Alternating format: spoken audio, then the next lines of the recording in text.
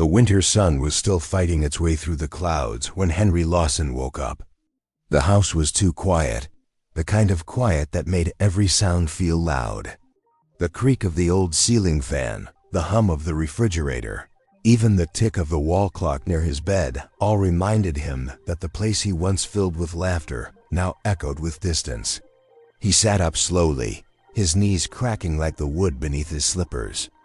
He glanced at the photo on his nightstand, his late wife, Margaret, smiling in a summer dress, her eyes alive with kindness. It was her birthday next week. She would have been 70.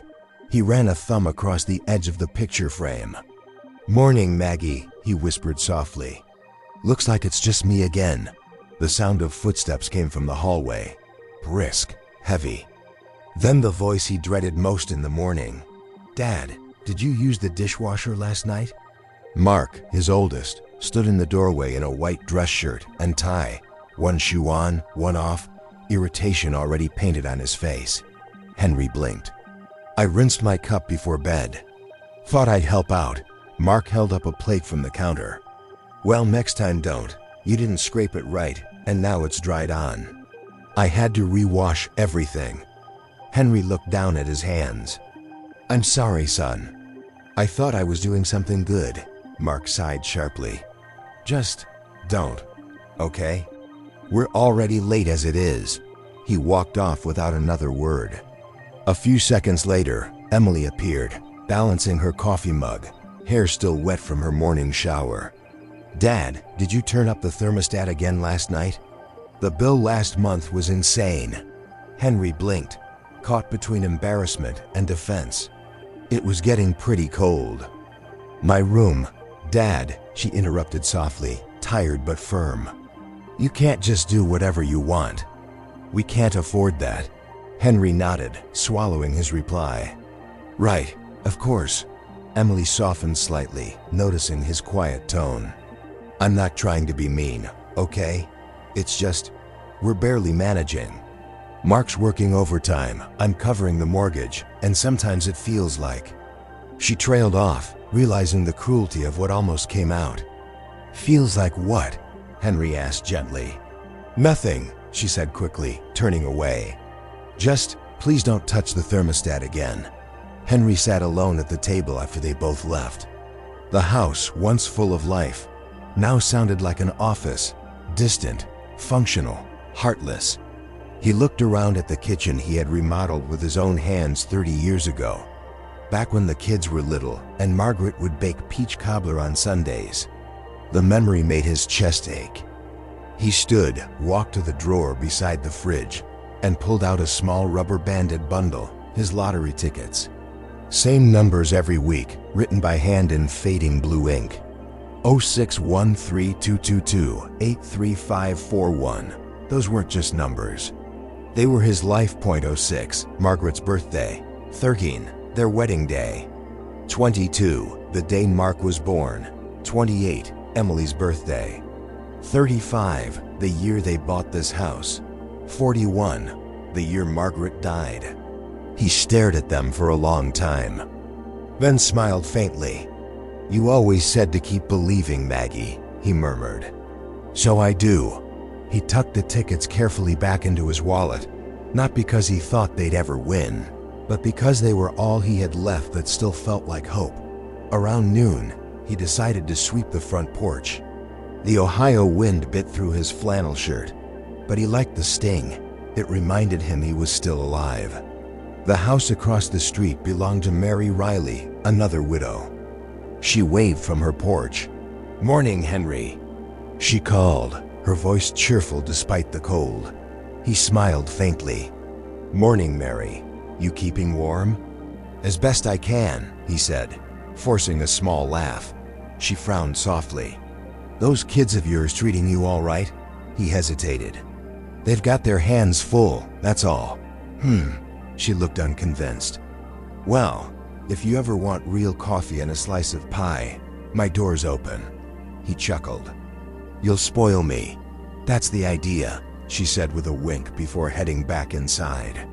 Henry's smile lingered for a moment before fading. He turned back to the porch and kept sweeping, his hands stiff and red from the cold. Inside, through the living room window, he could see the family photos that still hung on the wall, moments frozen in time, fishing trips, Christmas mornings, birthday cakes. He could almost hear Margaret's laugh in the wind. But the more he looked, the more something inside him cracked. Those photos were proof of a family that no longer existed. That night, the dinner table felt like a courtroom. Mark sat scrolling on his phone between bites of food. Emily watched TV over her shoulder, barely acknowledging him. Henry tried to start small talk. "I saw Mrs. Riley today. She says her grandson just joined the fire department. Can you believe it?"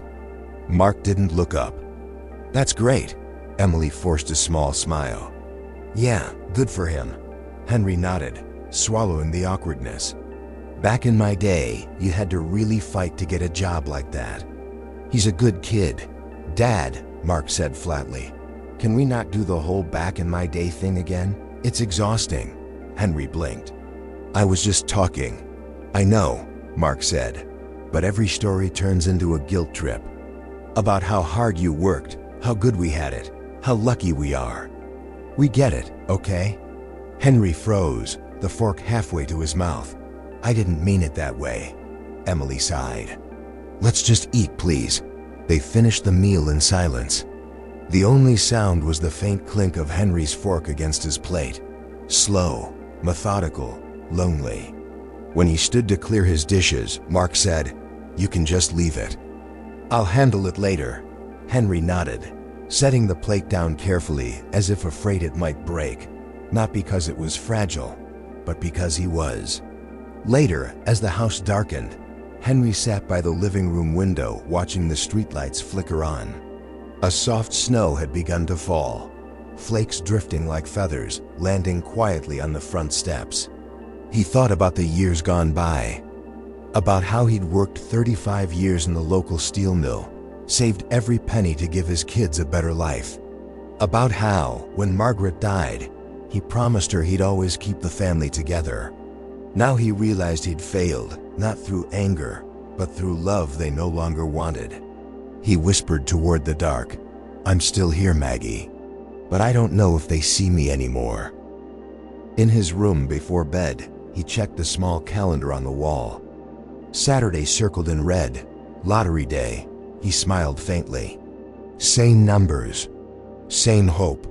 As he turned off the light, a voice from the kitchen reached his ears. Mark's, muffled but sharp. "Emily, I'm telling you, we can't keep this up. He's costing us too much." "Mark." "No, he's not working. He doesn't contribute, and we can't live like this forever. He's got to go." Henry froze, heart sinking. "Maybe we can find a place," Emily whispered. "Like an assisted living center. Somewhere nice." "Yeah," Mark said coldly. "Nice enough that I don't have to see him every morning." The words hit Henry like a physical blow. He sat on the edge of his bed, staring at the floor, the sound of his children's voices fading behind the door. He didn't cry. He didn't argue. He just nodded to himself slowly, whispering, "If that's what they want, then that's what they'll get." He turned off the lamp, lay down, and stared at the ceiling until sleep finally found him. The same sleep that would carry him into the day they would finally push him out. The smell of bacon drifted through the kitchen, but even that warmth couldn't cut through the tension sitting heavy in the air. Henry Lawson stood by the counter, carefully buttering toast, his movements slow and deliberate, as if small acts of patience could somehow keep peace alive in the house.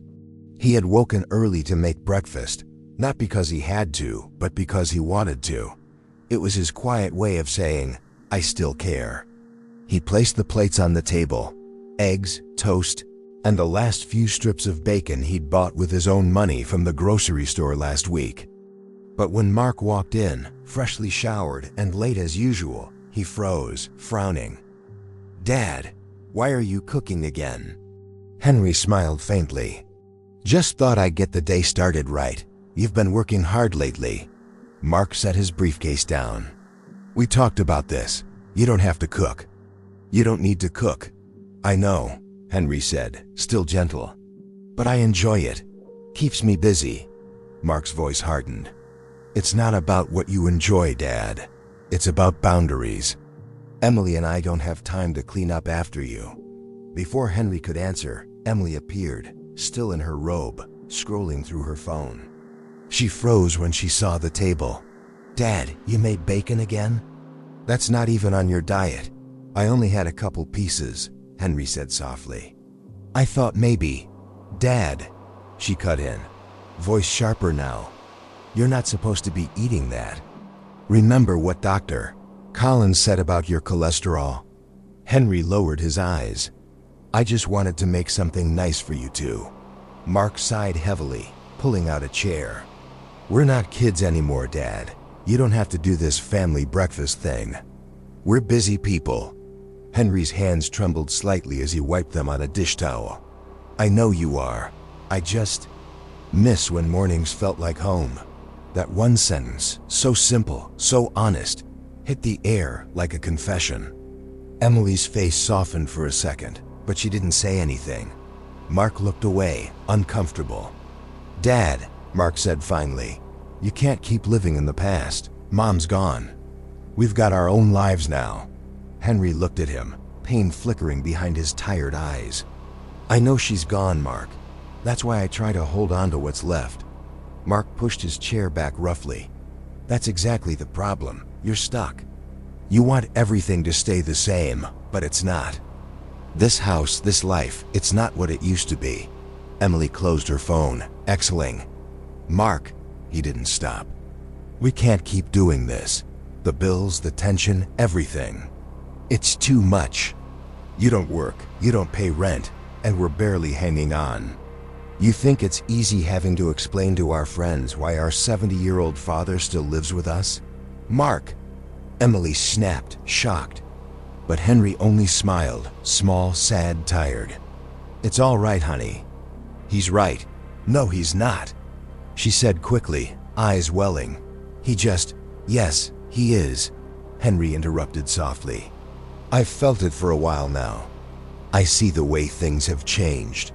He looked down at his hands, the same ones that had built the very walls around them.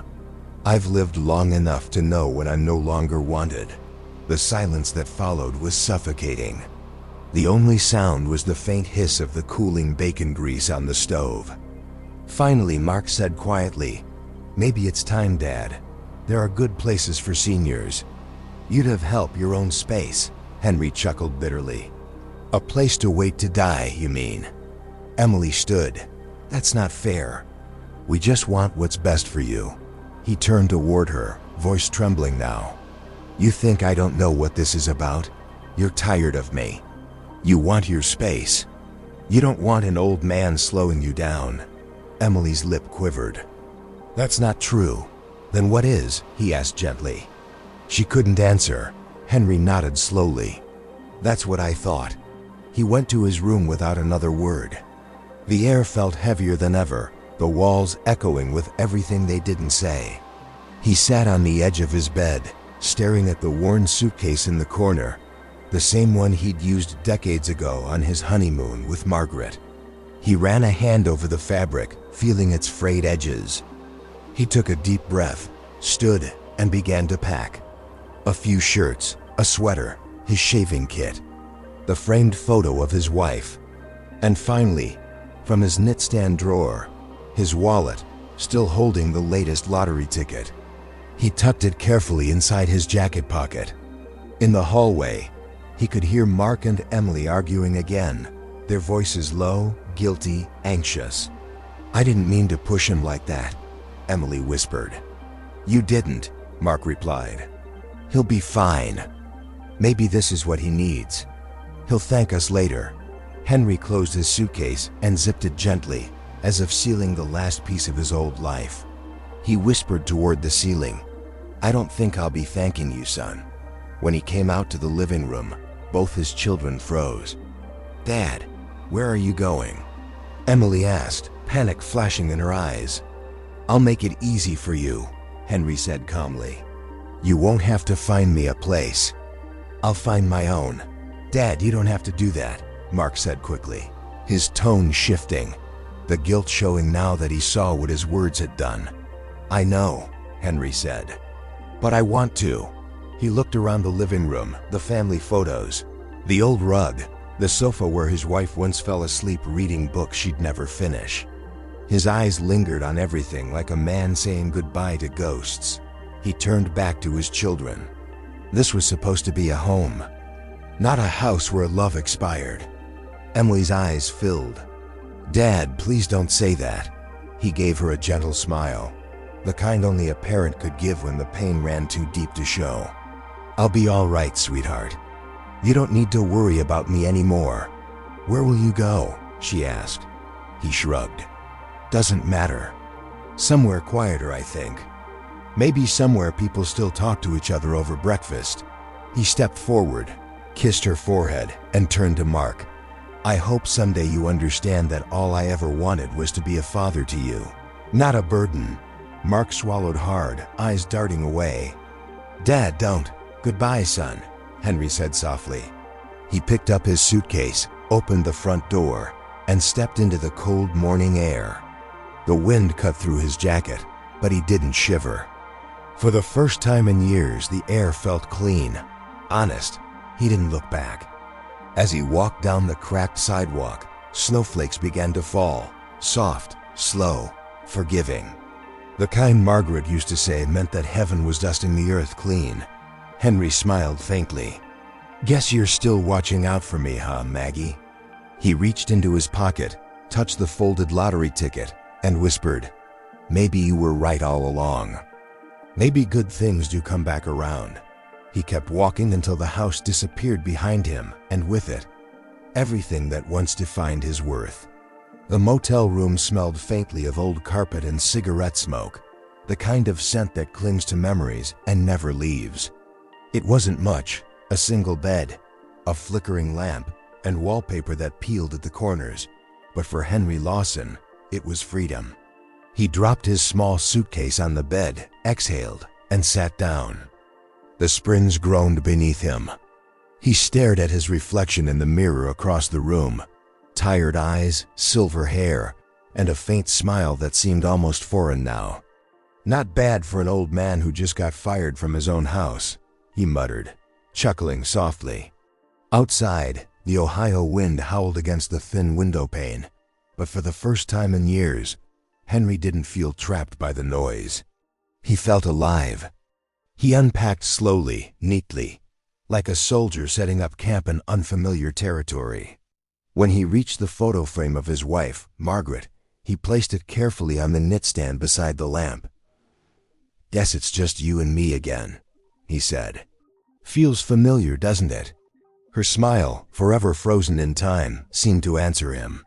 That evening, after dinner, a microwaved chicken pot pie and a cup of instant coffee, Henry turned on the little motel TV. The screen flickered, showing the local news channel. The anchor's cheerful voice filled the room. "And now, folks, it's time for the Saturday Powerball drawing. Tonight's jackpot stands at an incredible $75 million. Henry looked up mid-sip, half amused. "75 million, he repeated. "Can you imagine, Maggie?" The numbers began to appear on the screen one by one. He wasn't even paying close attention at first, until the first number rolled out. 6, his brow furrowed. He reached for his wallet, pulling out the crumpled ticket he'd bought at the gas station 2 days ago. He unfolded it carefully, squinting at the faded blue ink. 0613-222-83541. The second number flashed on the TV, 13. He froze. The mug of coffee slipped from his fingers and hit the carpet, spilling across the floor. The third number appeared, 22. He felt his pulse quicken. Then 28, then 35. He whispered, "No. No, this can't be." Finally, the sixth number appeared on the screen. 41. Henry's breath caught in his throat. The room spun. He grabbed the ticket again, staring at it as if afraid the ink would vanish. His heart pounded like it hadn't in years. Every single number matched, every single one. He pressed a trembling hand over his mouth and sank to his knees. The sound that escaped him wasn't laughter or sobbing. It was something in between. "Margaret," he whispered.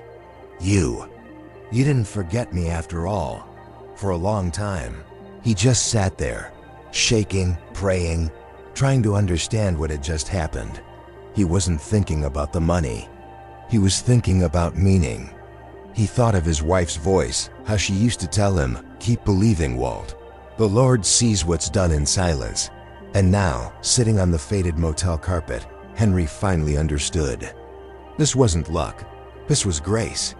He picked up the fallen photo frame and looked at it through tears. "You always said life had a funny way of coming back around," he murmured. "Guess you were right." The next morning, Henry drove into town in his old Ford pickup, the same truck that had outlived 2 presidents and every family vacation. He parked outside the local convenience store, the same place where he bought his tickets every week. The bell above the door jingled as he stepped inside. The clerk, Sam, looked up and smiled. "Morning, M.R. Lawson. Same numbers again this week?"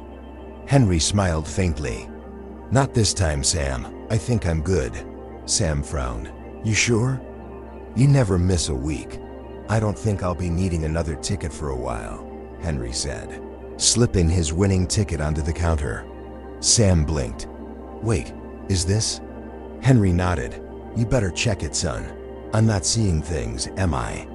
Sam scanned the ticket. The machine beeped, a long, loud tone that made both men jump. The words flashed across the small digital screen. "Grand prize winner, $75 million. Sam's mouth fell open.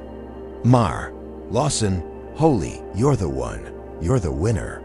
Henry smiled, small and calm. "Well," he said softly, "I guess it's my lucky week." Sam's voice wavered with disbelief.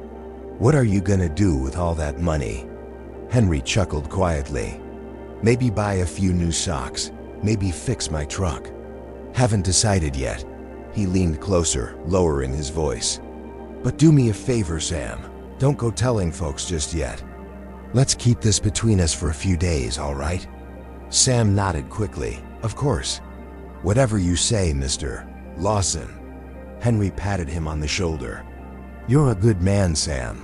Then he walked back out into the cold, the morning light breaking through the gray clouds. The snow from the night before was melting now, the streets wet and glistening like mirrors. He could see his reflection in the puddles as he walked, the same old man, but somehow he looked taller. Lighter. Over the next few days, Henry worked quietly with the state lottery office, signing papers and setting up his claim. He made one request: anonymity. He didn't want cameras, headlines, or smiling politicians shaking his hand. He didn't win for fame. He wanted peace. With a portion of the money, he purchased a modest 2-story farmhouse a few miles outside of town, surrounded by wide fields and a small river that caught the sunset just right. He hired a local carpenter to fix it up, paid double, and told him to keep the change. He donated anonymously to the food bank where Margaret used to volunteer. He bought brand new equipment for the local fire department, the same one that had rescued his wife years ago when her heart first gave out. Each act of generosity made him feel lighter, like every wound was quietly being healed. He spent his mornings walking through the frosty fields, coffee in hand, watching the geese fly south. Sometimes he'd stop and whisper toward the sky, "You were right, Maggie. God doesn't miss a thing." One evening, as he sat on his porch watching the sun dip below the trees, he turned on the radio. The announcer's voice drifted through the still air. The $75 million Powerball winner from Cedar Falls, Ohio, has finally come forward. His name, R. Henry Lawson, a retired steelworker known in town for his kindness and humility. Henry's eyes closed. He hadn't planned for the news to spread so soon, but it didn't matter now. He smiled, shaking his head. Well, so much for keeping it quiet. He could already imagine the whispers spreading through the town, the calls, the messages, the envy. And eventually, he knew, word would reach the 2 people he least wanted to hear from. He looked up toward the twilight sky, a deep orange glow fading into blue. "Let them come," he said softly. "This time they'll find a different man." The Lawson house felt emptier after Henry left, but not quieter. Silence can be loud when it's filled with guilt. At first, Mark and Emily told themselves it was for the best. They convinced each other that their father needed independence, that they'd done what any responsible children would do. But deep down, they both knew the truth. They hadn't freed him, they discarded him. 2 weeks passed, and the house already felt colder, not from the weather, but from the absence of something good. The walls seemed to remember Henry's footsteps. The air missed his humming. The first few nights after he left, Emily cried quietly in her room. Mark pretended not to notice, pretended that the emptiness was peace. But guilt has a way of finding cracks in even the hardest hearts. It was a Thursday afternoon when the world decided to humble them. Emily was cleaning the kitchen when she heard the TV newscaster's voice rise with excitement. And finally tonight, Cedar Falls has a new local legend. The $75 million Powerball jackpot has been claimed by none other than Mr. Henry Lawson, a retired steelworker and longtime resident of our town. Emily froze. She dropped the dish she was holding. It shattered in the sink. The reporter continued.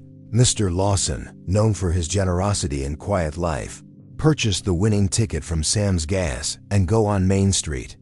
He has requested privacy, but neighbors say he was always kind, humble, and full of heart.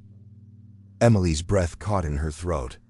She sank into a chair, her hands shaking. "Mark," she yelled. "Mark, you need to come here right now." A moment later, he appeared from his office, phone still in hand. "What? I'm in the middle of a call." She pointed to the TV. "Listen." He frowned, glancing at the screen, and when he heard their father's name, his mouth fell open. $75 million, the anchor repeated, making Mr.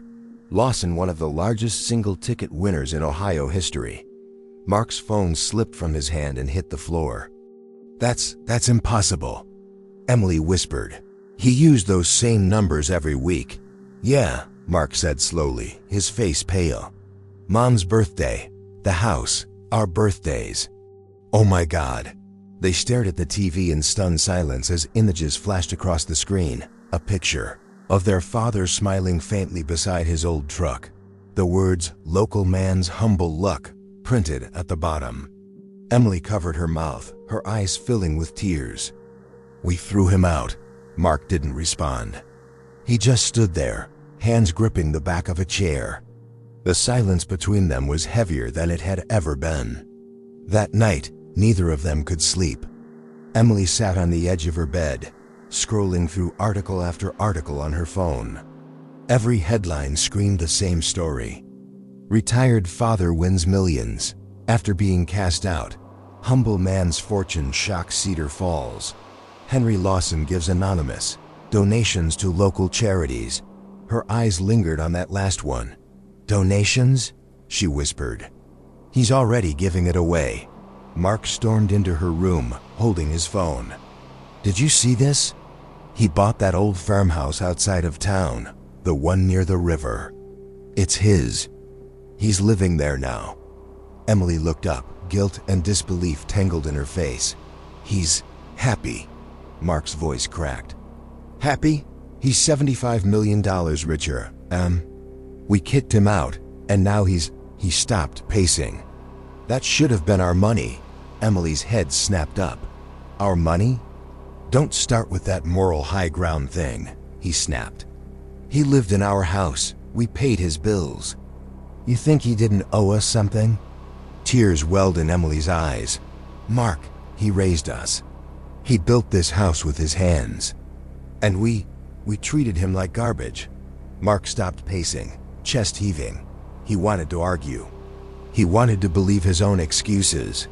But deep down, the truth burned too hot to deny. He sat down hard on the bed, face in his hands. "We threw him out like trash." Emily nodded silently, tears rolling down her cheeks. "And now the whole town knows it. Over the next few days, the shame only grew. At the grocery store, people whispered behind them. Neighbors avoided eye contact. Even Mrs. Riley across the street looked at them differently now, not with sympathy, but disappointment. Word had spread that Henry was quietly using his newfound fortune to rebuild the town, paying off the debts of local families, buying equipment for the school, and restoring the old community center that had been shut down for years. Every act of kindness made their guilt heavier.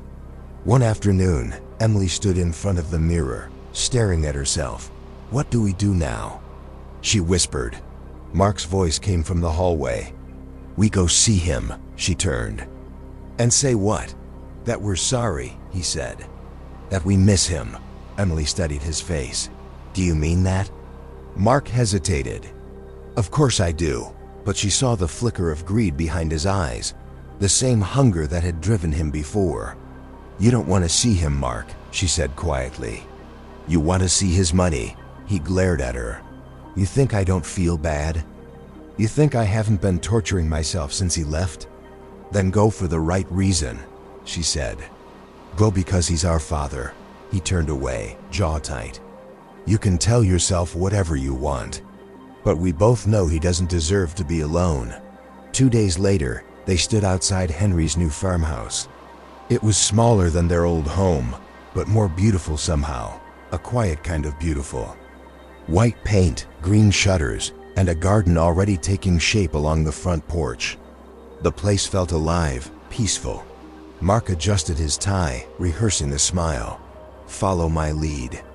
We keep it warm, simple, just be nice." Emily swallowed hard. "He's going to see right through us." The door opened before they could knock. Henry stood there, looking different. Healthier, lighter. There was color in his cheeks, calm in his eyes. He wore a wool sweater and jeans, a mug of coffee in hand. When he saw them, his eyebrows lifted slightly, then relaxed. "Well," he said softly, "if it isn't my two favorite critics." Emily's voice cracked. "Dad." Henry leaned against the doorframe, studying them both for a long, silent moment. Then he smiled faintly. "You found me." Mark forced a laugh. "Well, you're kind of famous now. Hard not to." Henry chuckled. "Guess that's true." He stepped aside. "Come on in. It's cold out there." They hesitated, guilt and uncertainty freezing them in place, before finally stepping through the doorway. The warmth of the house hit them immediately. A fire crackled in the stone hearth, and the scent of coffee and baked bread filled the air.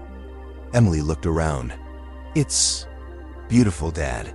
Henry smiled. "It's home." "Feels right, finally." Mark nodded, forcing enthusiasm. "Yeah, you've done well for yourself." Henry's eyes lingered on his son. "Have I?" For a moment, silence stretched between them, heavy, unspoken. Then Henry said, "Sit down." "I was just about to make some lunch." As they sat at the small wooden table, Henry poured 3 cups of coffee. Emily couldn't stop glancing at her father. How peaceful he looked, how at ease. There was no bitterness, no anger, just calm. Mark tried to fill the silence. "We've missed you, Dad." Henry's smile didn't waver. "Is that so?" "Of course," Mark said quickly. "Things haven't been the same without you." Henry looked down into his cup, stirring slowly. "I imagine not." Emily finally spoke. "We're sorry, Dad, for everything." Henry looked up at her, and for a brief moment, something softened in his eyes. But before he could answer, Mark added, "And we're just glad you're okay. I mean, $75 million. That's life-changing. You must need help managing it. Someone to look out for you. Make sure nobody takes advantage of you." Henry smiled faintly, not mocking, but knowing. "Is that what you're here for, son?" "To protect me from myself." Mark blinked, realizing too late that he'd said too much. "No, I just meant—" Henry raised a hand gently. "It's all right. You don't have to explain." He stood, walked to the window, and looked out over the snow-dusted field. "You know what's funny? I thought this house would feel too quiet. But it doesn't. It feels peaceful. He turned back to them. You two always said I needed my own space. I guess you were right. The way he said it wasn't cruel. It was gentle, which somehow hurt more. Emily lowered her eyes. Mark stared at the table, speechless. Henry smiled faintly, his voice calm but firm. Let's just enjoy the meal, all right? There'll be time for the rest later. The next morning, the winter air was crisp and bright. The kind that bit gently at the skin, but carried the smell of something clean, something new. Henry Lawson stood on his porch, a mug of coffee warming his hands, watching the sunlight bounce off the frozen fields beyond his property. A flock of geese drifted across the sky, their formation steady, graceful, unbothered by the cold. He smiled faintly. Still heading home, he murmured. It had been 2 weeks since his children's visit. They had left him that day in tears, confusion, and guilt, and since then, silence. Not even a phone call, but Henry didn't mind. He'd learned that silence could be peace too. Every morning since, he rose early, fed the stray cat that had taken up residence on his porch, read a few pages of his Bible, and wrote letters he would never send, one to Margaret, another to each of his children. In them, he poured out everything he never said aloud. I forgive you. I love you anyway. Don't waste your life chasing things that can't fill you. He didn't know if he'd ever give them those letters, but writing them made his heart lighter. That afternoon, a knock came at the door. 2 knocks, hesitant, uncertain. When he opened it, he wasn't surprised. Emily stood there, wrapped in a thick gray coat, her eyes swollen from crying. Hi, Dad, she whispered. Henry smiled warmly. You're freezing. Come in. She stepped inside, her breath still visible in the cold air. I brought you something, she said, holding out a small brown paper bag. Inside were 2 slices of homemade apple pie. I remembered Mom used to say it was your favorite. Henry took the bag and smiled. She was right. They sat at the kitchen table, the same one where he'd eaten alone for months. Now somehow, it felt whole again. After a few quiet bites, Emily said softly, Mark's not coming. Henry nodded. I didn't expect him to. He's struggling, she continued. He can't face what he did. He says he's ashamed. Henry took a slow breath. That's a start. Emily looked down. I think you should know something, Dad. He's been drinking again. Lost his job last week. He's not doing well. Henry's eyes softened. He's lost, sweetheart. But lost things can be found. She wiped her eyes. How can you still be so kind to us? After everything. Henry looked out the window. The snow was falling again, soft, steady, quiet. Because anger never built anything worth keeping, he said. Your mother taught me that. He stood, walked to the mantel, and picked up the picture of Margaret again. I used to think forgiveness meant weakness. Turns out it's the only thing that ever made me strong. That evening, Henry made a decision. He called his lawyer, an old friend from his steelworker days, and asked him to prepare a new will. The man came by the next morning, briefcase in hand, and they sat together in the living room. I want to make this clear and simple, Henry said. When I'm gone, the bulk of my estate, all but one property, will go to local charities, schools, the food bank, and the fire department. The lawyer raised an eyebrow. And your children? Henry smiled faintly. They'll inherit the house they grew up in. I think that's fitting. It's where they learned what family means, and what happens when you forget. The lawyer nodded. You're sure about this? More than ever, when the papers were signed, Henry felt a peace he hadn't known in years. A week later, Mark finally showed up. Henry heard the truck pull into the driveway long before the knock came. The door opened, and there he was, older somehow, worn down, the arrogance stripped away.